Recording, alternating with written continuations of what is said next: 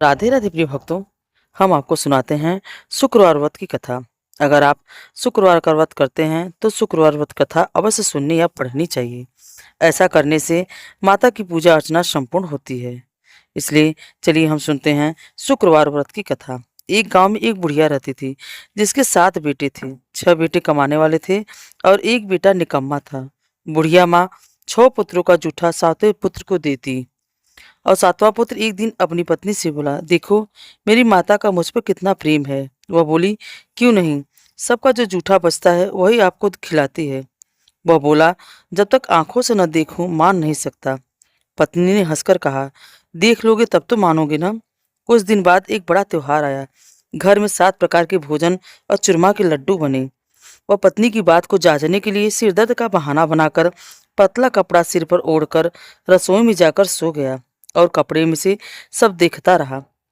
6 भाई भोजन करने आए। उसने देखा माँ ने उनके लिए सुंदर सुंदर आसन बिछाए, 7 प्रकार की रसोई परोसी और आग्रह कर करके उन्हें भोजन कराती रही। वह देखता रहा। 6 भाई भोजन कर उठ गए। तब माँ ने उनकी 5 थालियों में से लड्डुओं के टुकड़ों का उठाया और एक लड्डू बनाया। जूठन साफ कर माँ ने उसे पुकारा, उठ बेटा उठ, तेरे भाइयों ने भोजन कर लिया है, तू भी उठकर भोजन कर ले। उसने कहा, माँ मुझे भूख नहीं लगी है, मैं परदेश जा रहा हूँ। माता ने कहा, कल जाना हो तो आज ही जा। और बोला, हाँ हाँ जा रहा हूँ। यह कहकर वह घर से निकल गया। चलते समय उसे पत्नी की याद आई। वह गौशाला में कंडे थाप रही थी। वहां जाकर वह बोला, मेरे पास तो कुछ नहीं है, यह अंगूठी है, सो ले लो और अपनी कोई निशानी मुझे दे दो। वह बोली, मेरे पास क्या है, यह गोबर भरा हाथ है। यह कहकर पत्नी ने उसकी पीठ पर गोबर के हाथ की थाप मार दी। वह चल दिया। चलते चलते दूर देश पहुंचा। वहां एक साहूकार की दुकान थी। वहां जाकर बोला, सेठ जी मुझे नौकरी पर रख लो। साहूकार को नौकर की सख्त जरूरत थी। साहूकार ने कहा, काम देकर तनख्वाह मिलेगी। उसने कहा, सेठ जी जैसा आप ठीक समझे। उसे साहूकार के यहाँ नौकरी मिल गई। वह दिन रात काम करने लगा। कुछ दिन में दुकान का लेन देन, हिसाब किताब, ग्राहकों को माल बेचना, सारा काम करने लगा। साहूकार के 7-8 नौकर थे। वे सब चक्कर खाने लगे, लेकिन उसने अपनी लगन, परिश्रम और ईमानदारी से सभी को पीछे छोड़ दिया। उसे अपने किए का फल मिला। सेठ ने भी उसका काम देखा और 3 महीने में ही उसे मुनाफे में साझेदार बना दिया। परिश्रम करते करते 12 वर्ष में ही वह नगर का नामी सेठ बन गया और सेठ अपना सारा कारोबार उस पर छोड़कर बाहर चला गया। इधर उसकी पत्नी पर क्या बीती वह सुने। सास ससुर उसे दुख देने लगे। गृहस्थी का काम करवाकर उसे लकड़ी लेने जंगल में भेजती।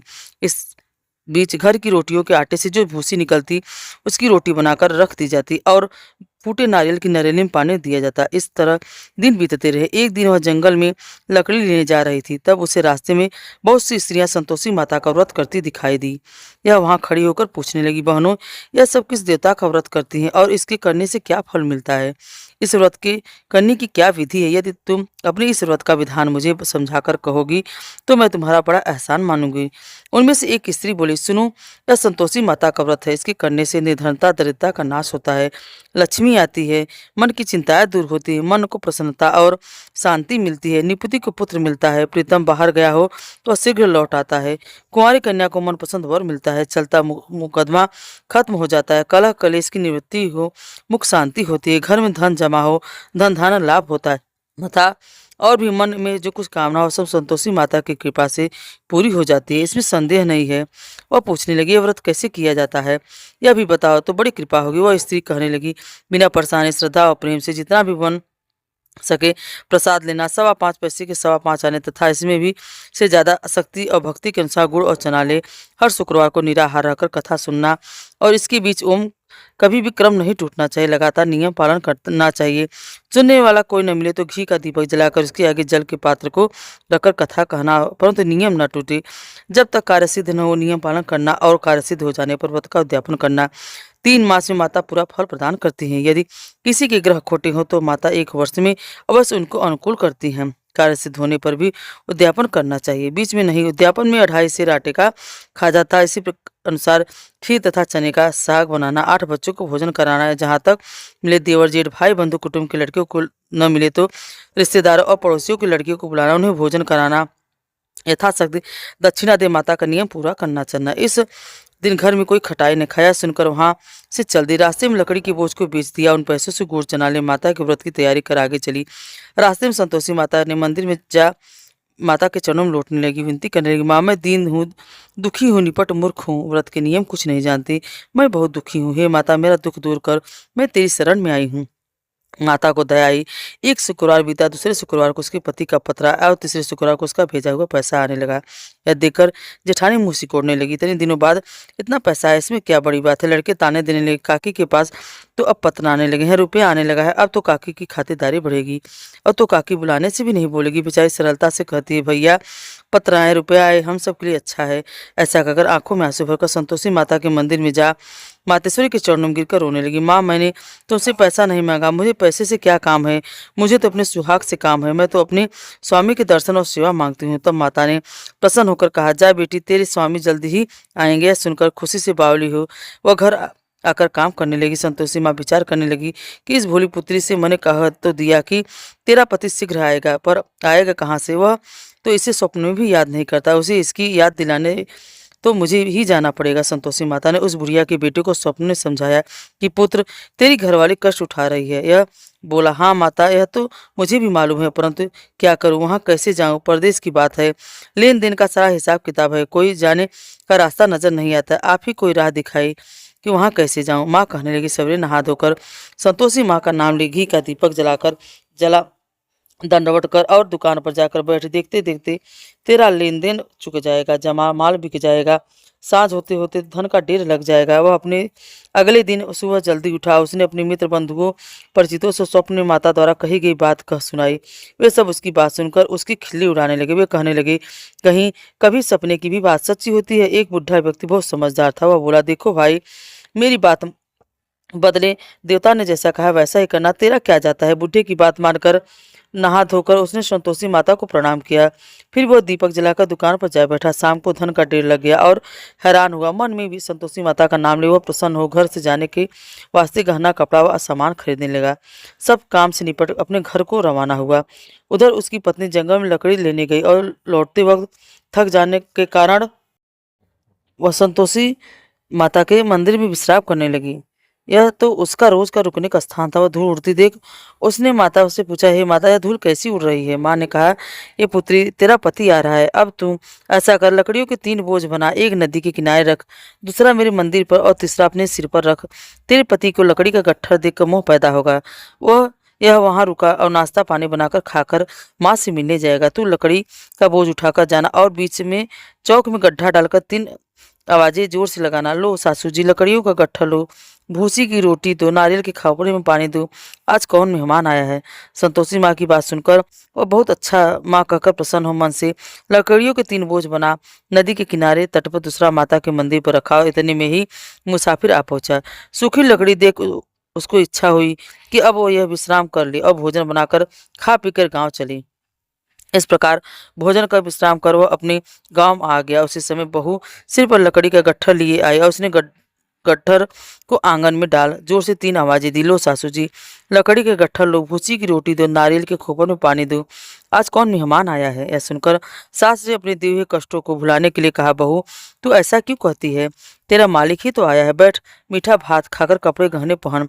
पत्नी की आवाज सुनकर उसका स्वामी बाहर आया और उसने हाथ में पहनी अंगूठी देख व्याकुल हो गया। उसने माँ से पूछा, माँ यह कौन है। माँ बोली, बेटा तेरी पत्नी है, आज 12 वर्ष हो गए हैं, जब से तू गया है तब से सारे गांव में जानवरों की तरह भटकती फिरती है, कामकाज कुछ करती नहीं, 4 समय आकर खा जाती, अब मुझे तुझे देखकर भूसी की रोटी और नारियल के खापर में पानी मांगती हो। बोला, माँ मैंने इसे भी देखा है और तुझे भी, मुझे दूसरे घर की चाबी दो, मैं उसमें रहूंगा। ठीक है बेटा, जैसी तेरी मर्जी कहकर माँ ने चाबी का गुच्छा बेटे के सामने रख दिया और उसने दूसरे घर को खोलकर सारा सामान जमाए। एक ही दिन में राजा के महल जैसा ठाटबाट बन गया। अब क्या था, वह सुख भोगने लगी। अगला शुक्रवार को उसने पति से कहा, मुझे संतोषी माता का उद्यापन करना है। पति बोला, बहुत अच्छा, खुशी से कर लो। वह उद्यापन की तैयारी करने लगी। जेठ के लड़कों को भोजन के लिए कहने लगी। उन्होंने मंजूर किया, परंतु पीछे से जेठानी ने अपने बच्चों को सिखलाया, देखो रे, भोजन के समय सब लोग खटाई मांगना, जिससे उसका उद्यापन पूरा न हो सके। लड़के भोजन करने आए, खीर पेट भर कर खाए, परंतु बाद में याद आने पर कहने लगे, हमें कुछ खटाई खाने को दो, खीर खाना हमें भाता नहीं है। यह देखकर अरुचि होती है। लड़के उठ खड़े हुए, बोले, पैसे लाओ। भोली बहू कुछ जानती नहीं थी, उसने उन्हें पैसे दे दिए। लड़कों ने बाजार जाकर उन पैसों से इमली खरीदी और खाई। यह देखकर बहू पर माताजी ने कोप किया। राजा के दूत उसके पति को पकड़कर ले गए। अब सब मालूम हो गया। जब जेल की रोटी खाएगा। बहू ने यह वचन सहन नहीं हुआ, संतोषी माता के मंदिर में गई और कहने लगी, माता, तुमने यह क्या किया? हंसाकर क्यों रुलाने लगी? माता बोली, पुत्री, तूने मेरा व्रत भंग किया है। इतनी जल्दी सब बातें भुला दी। वह बोली, माता, भूली तो नहीं हूँ, कुछ अपराध किया है, मुझे तो लड़कों ने भूल में डाल दिया, मुझे क्षमा करो। माँ बोली, ऐसी भूल भी कहीं होती है? यह बोली, अब कोई भूल नहीं होगी। अब बताओ, मेरे पति कैसे आएंगे? माँ बोली, पुत्री जा, तेरा पति तुझे रास्ते में ही मिलेगा। वो मंदिर से निकलकर बाहर आई और रास्ते में उसे अपना पति आता हुआ मिला। उसने पूछा, कहाँ गए थे? तब वह बोला, इतना धन जो कमाया है वह कर राजा ने मांगा था, उसे भरने के लिए गया था। वह प्रसन्न होकर बोली, भला हुआ, अब चलो। फिर अगला शुक्रवार आया। वह बोली, मुझे माता का उद्यापन करना है। पति ने कहा, ठीक है, कर लो। फिर जेठ की लड़कों को भोजन करने गई। जेठानी ने लड़कों को सिखा दिया कि तुम पहले ही खटाई मांगना। लड़के भोजन करने बैठे, लेकिन भोजन करने से पहले कहने लगे, हमें खीर पूरी नहीं भाती है, जी बिगड़ता है, कुछ खटाई खाने के दो। यह बोली, खटाई खाने को नहीं मिलेगी, खाना हो तो खाओ। उसने उठकर चले जाने पर उसने ब्राह्मणों को लड़के बुलाकर भोजन करवाया। दक्षिणा की जगह उन्हें एक एक फल दिया। इससे संतोषी माता प्रसन्न हो गई। माता की कृपा से 9 माह बाद उसको चंद्रमा के समान एक सुंदर पुत्र प्राप्त हुआ। पुत्र को लेकर वह प्रतिदिन संतोषी माता के मंदिर जाने लगी। माँ ने सोचा, यह रोज आती है, आज क्यों न मैं इसके घर चलूं, इसका आसरा देखूं तो सही है। विचार कर माता ने भयानक रूप बनाया। गुड़ और चने से सना मुख ऊपर से मुड़ के समान उठ, उस पर मक्खियां भिनभिना रही थी। दहलीज में पैर रखते ही उसकी सास चिल्लाई, देखो रे, कोई चुड़ैल डाकनी चली आ रही, लड़की इसे भगाओ, नहीं तो सबको खा जाएगी। बहू रोशनदान से देख रही थी। वो प्रश्न हो उठी, आज मेरी माता मेरे घर आई है, कहकर दूध पीते बच्चे को गोद में उतार दिया। इस पर उसको सास क्रोध में भरकर बोली, अरे राण, इसे देखकर कैसी उतावली हुई है, जो बच्चे को पटक दिया। इतने में माँ के प्रताप से जहाँ देखो वहाँ बच्चे ही लड़के नजर आने लगे। वह बोली, माँ जी, मैं जिनका व्रत करती हूँ ये वही संतोषी माता है। इतना कहकर उसने झट से घर के सारे किवाड़ खोल दिए और सब ने माता के चरण पकड़ लिए और विनती कर कहने लगी, हे माता, हम मूर्ख है, ज्ञानी है, तुम्हारे व्रत की विधि हम नहीं जानते, तुम्हारा व्रत भंग करके हमने बड़ा अपराध किया है। हे माता, आप हमारे अपराध को क्षमा करो। इस प्रकार बार बार कहने पर संतोषी माता प्रसन्न हुई और इसके बाद उसकी सास कहने लगी, हे संतोषी माता, आपने बहू को जैसा फल दिया है वैसा सबको देना।